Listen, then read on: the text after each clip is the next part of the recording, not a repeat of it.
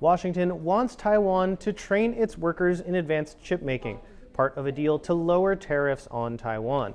That's according to U.S. Commerce Secretary Howard Lutnick in a recent interview. But the fact is, this administration's goal is to bring semiconductor manufacturing to America, right? You remember TSMC announced a $100 billion increase in their build in Arizona, up to $165 billion. I think when we do a deal with Taiwan, that's even going to be bigger. And of course, they're going to train American workers. Taiwan's cabinet, which is leading the negotiations, said on Thursday that workforce training was not part of the negotiations, but that it would be natural for Taiwanese companies to train their American workers.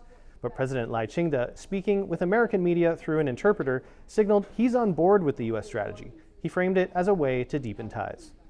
We remain supportive as President Trump seeks investments from Taiwanese semiconductor companies and suppliers in the U.S.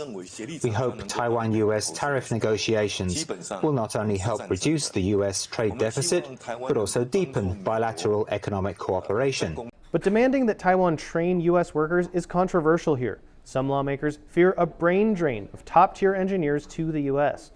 President Lai may also have dropped some hints about the type of investment Taiwan could make in the U.S. When asked whether the Trump administration's goal to reach 50% of chip production in the U.S. in the next few years is realistic, here's what he said.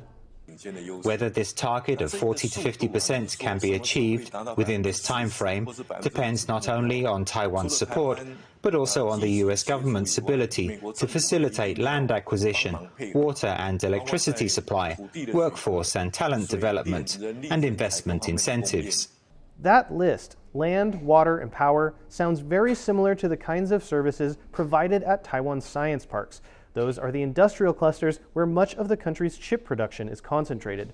And it seems to be the kinds of problems that could be solved through what the government is calling the Taiwan model of investment: private sector money, help with industrial clusters, and workforce training. So we'll see how lawmakers here react, as they will have to approve any final U.S.-Taiwan deal. But the comments from Lai and Lutnick do give some insight into what that deal might look like. Patrick Chen, Klein, Wang, and Gorin in Taipei for TaiwanPlus.